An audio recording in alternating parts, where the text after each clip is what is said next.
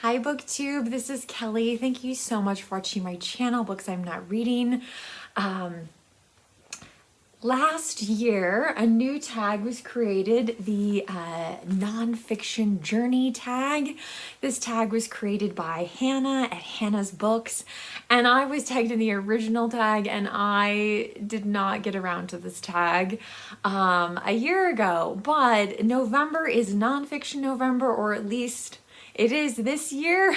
So I really wanted to make sure that I did this tag. So sorry, Hannah, that it took me a year. So Nonfiction November is an event created by Olive at a book Olive, but she has said like she's not going to do it anymore. The event has been going on for a really long time, so I would be surprised if somebody else didn't maybe carry that on. Maybe you know, and you can share in the comment section like what is going to be the future of Nonfiction November. But those of us who have been on BookTube for a long time, we are creatures of habit and tend to think, oh, in November I'll read, and we have a nonfiction book. I actually am not reading any nonfiction that I'm aware of yet this month, but I still really wanted to do the tag, and I really want to hear from you about nonfiction. I'm not going to tag anyone, which I normally would tag people, but there are also so many people who are new to BookTube who weren't here a year ago when this tag was created. And so if you'd like to do this tag, please feel free. If you don't have a channel, I would love to hear your answers in the comment section down below to some of these questions, especially what are your favorite nonfiction books. If you don't feel like commenting, you can always leave an emoji in the comment section. You can give this video a thumbs up. And I'd just like to invite, if you haven't subscribed to my channel, I'd love it if you decide to just stick around for a while. Question number 1, what was your first experience reading nonfiction? I don't know what my very first experience reading was nonfiction. I did get out my book journal. I've been keeping a book journal since 1996. And so I went through it to try to see what I thought was maybe the most important nonfiction book that first appeared. And that is the narrative of the life of Frederick Douglass. So his and this, of course, an old Dover edition, but I had to read this for a class in college, and that was a long time ago. And I have held on to this book because I do think it's so important, and I highly recommend it. Question 2, has the reading of a work of nonfiction ever made you cry? Oh, yes. So the most memorable occasion was Chosen by a Horse by Susan Richards. Now, I think we know how most animal books end, but for some reason, I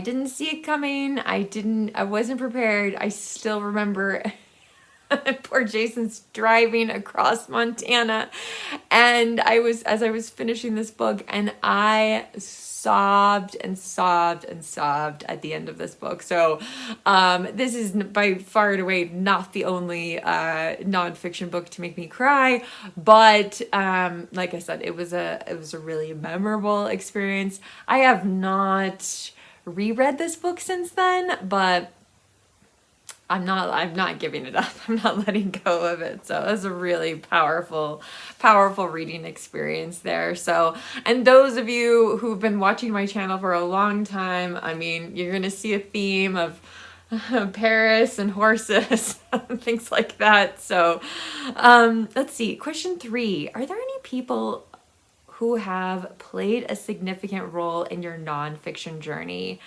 I don't think so. I think now, as my medical professionals keep telling me as I'm getting older, I'm I'm less afraid, I'm less intimidated by nonfiction. I looked in my book journal this year, and I've read quite a few books. I've read 2 Shakespeare books that were nonfiction this year.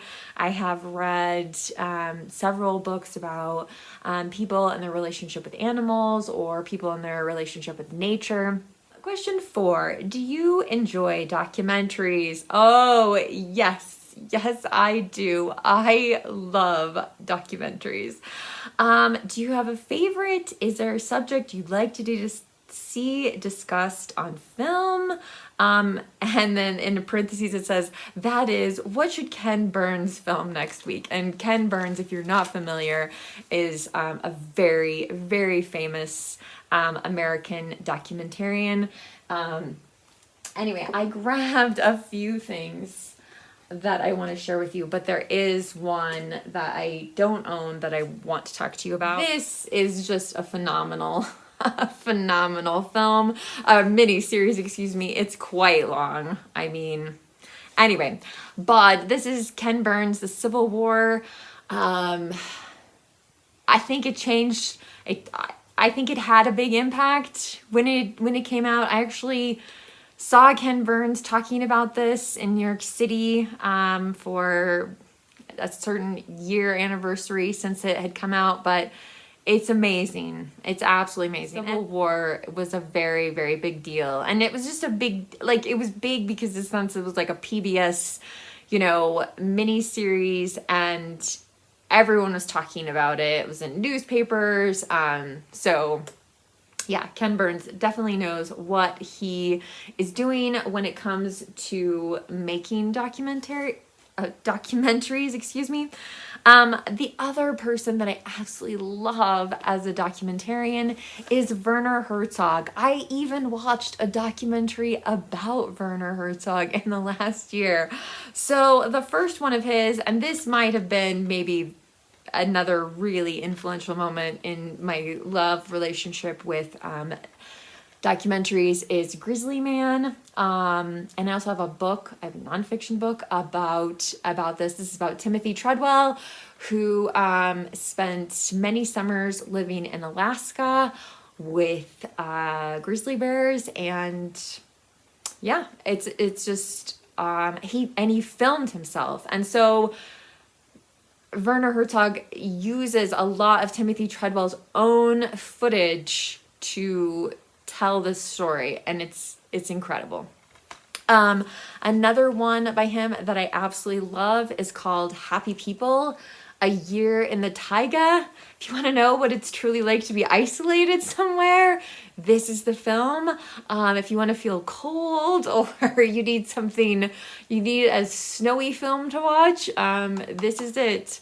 So, but it's, again, another situation where Werner Herzog took a ton of footage that somebody else had shot and shaped it into a really tight, I almost wish this was a little bit longer, actually. But I mean, like, it starts off with the guy making this trapper, like, making his own skis. It's just incredible.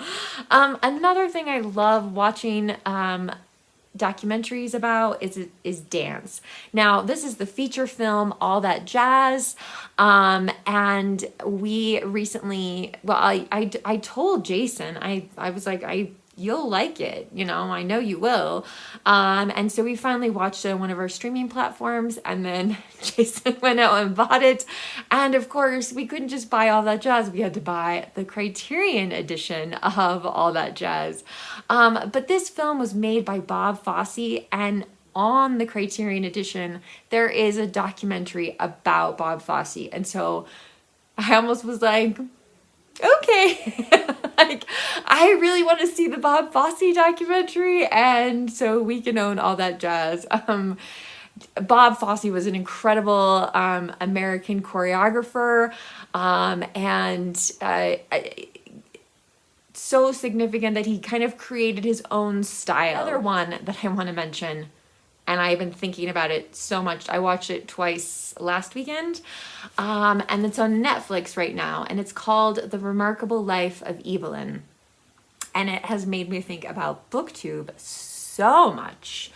because this young man with a disability, a severe illness called, I think, Duchenne. I apologize if I'm saying that wrong, but just basically made him weaker and weaker the older that he got.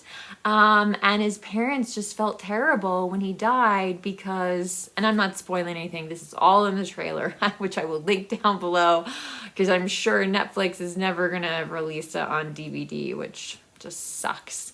But anyway, so when he died, his parents thought like, oh, like he missed out on friendships and getting married and, you know, or falling in love and, you know, contributing, like helping other people and that sort of stuff. And in the meantime, in his life, he was playing World of Warcraft and all these other gamers from his part of the world. He was Norwegian, but people in Denmark, people in, I'm trying to think, there's Finland, like, yeah, and his relationships with those people in the gaming world, and it really has made me feel quite differently about gaming. I saw so many parallels between this documentary and booktube, so I would highly recommend it. Check it out, watch it.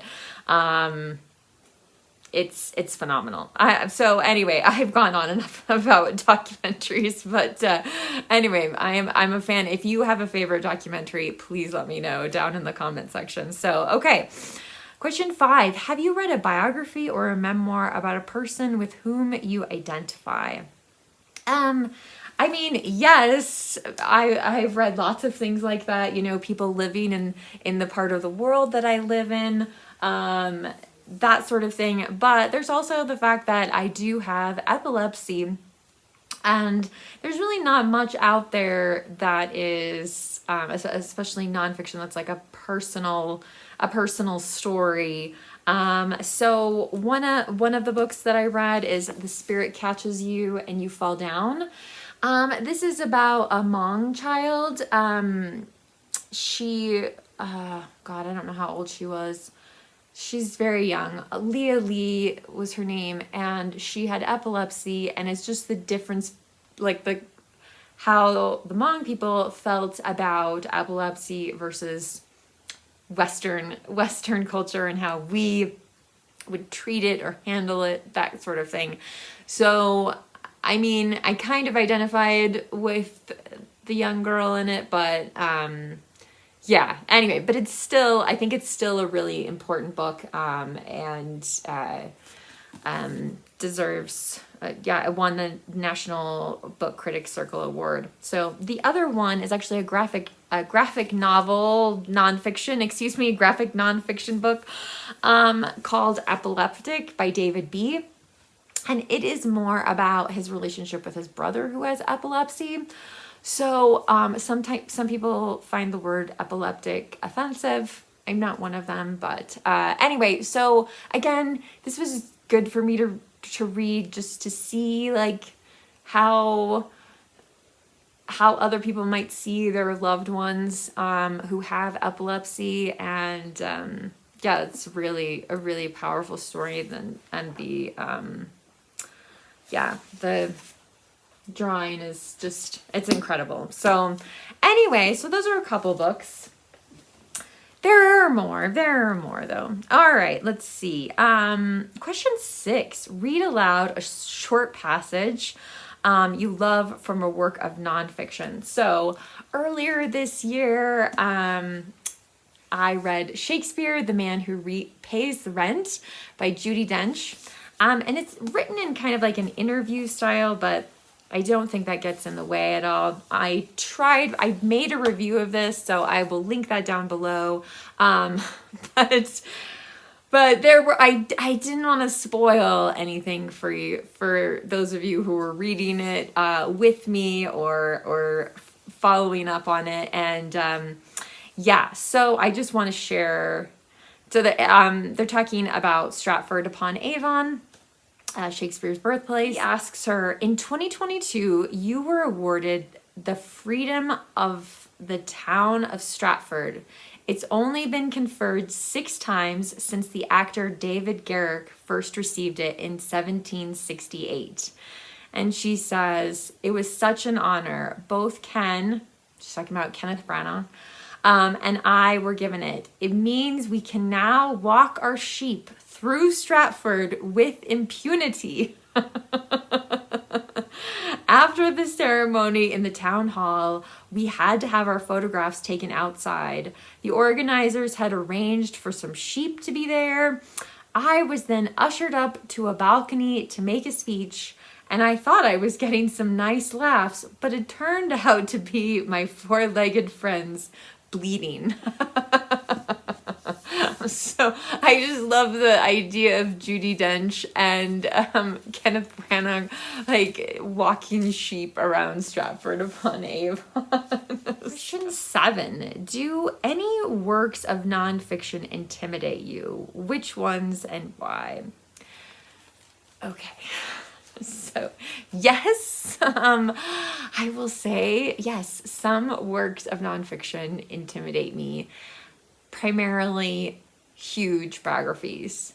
And we own so many biographies, which is not my fault, but one I wanted to show you, and like, again, I mean, we have a 3-set biography of like 3 volumes, a 3-volume biography of Graham Greene, which is Jason's, and I don't anticipate ever reading it, but it sure takes up a lot of shelf space. There's also the famous one about the Brontes, which I, maybe would like to read in the future, but this is the one that calls to me. This is Dickens by Peter Ackroyd, of course. And just a funny quick story. I remember when Art at Bookshelf Odyssey started his channel, and I saw the spine in the back, and I was like, subscribe. So yeah, I was like, this is one of my people. So anyway, I'd love to read this, but my God, it is just huge. It's huge. So mainly I think it's the ones that are just like enormous, that I get a little scared of, but I shouldn't, because, I could read, there's no deadline. Hopefully one of these days I will get to both the giant Brontes book and the Dickens book biography, but I have read another biography by Claire Tomlin about Charles Dickens as well. So let's see. What tips would you give to people hesitant to read nonfiction? I would say, like, there's a lot of humor in nonfiction. I like to read about people's experiences, about, so maybe I tend to gravitate more toward memoir, but I think just like read about something that you're interested in. There's a lot of great nonfiction out there. Obviously, you're not going to read it all. So, be choosy maybe about what you read, and don't pressure yourself to read something because you feel like, oh, it's really important and I really need to read this. Question 9, what are your favorite works of nonfiction? So I grabbed a ton of stuff.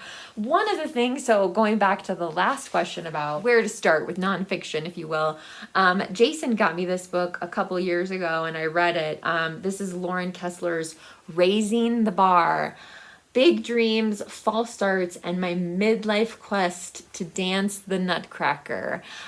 So I love dance. That's again, a thing I'm really drawn to. And this is about a woman who is, oh my gosh, I don't know how she's not ballerina age, and she wants to dance in the Nutcracker. Now, she's not expecting to be the Sugar Plum Fairy in the Nutcracker, but she just wants to have a go at it. This is a perfect time of year to read something like this. But a couple other favorites, and I've talked about all of these on my channel before. Julia Child's My Life in France. Oh, And this book makes me laugh so hard. I cried the first time I read it, and I really need to reread this one again. But it is a definite 5-star read for me. Another one that I've talked about, and I still have the sticky tabs in, is Rising from the Plains by John McPhee. And this is John McPhee interviewing, oh my goodness, essentially a geologist who's extremely familiar with Wyoming and has lived, his family has lived in Wyoming for generations. And so I think I got a lot out of it because I knew about the places that they were talking about. I really just wanted to get in the car and like go to some of them. Another Wyoming one is Where Rivers Change Direction by Mark Spragg. I've read Mark Spragg's, not all of his fiction. I think I have one left. Bonfire. I have not read that one. But Where Rivers Change Direction is actually a memoir, and it is, I mean, I think this is better than all of his fiction.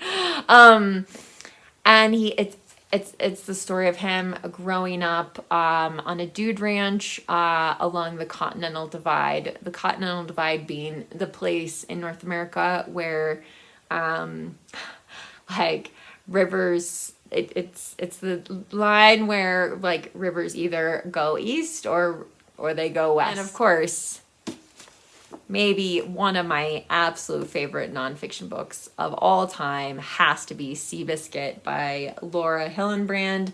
I have read her other nonfiction book, Unbroken, is that right? And as compelling as that was, it was not as compelling to me as the story of this horse and the people who took care of him. I'm also a huge fan of the movie, which has a very much a documentary style feel to it.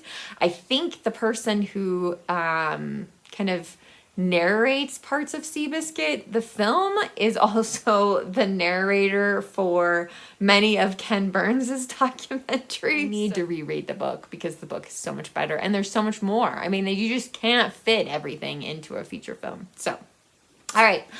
I really want to hear what your favorite nonfiction books are. If you are participating in Nonfiction November this year, what are you reading this month? Do you have you seen the Netflix documentary, The Remarkable Life of Evelyn? Like, what did you think?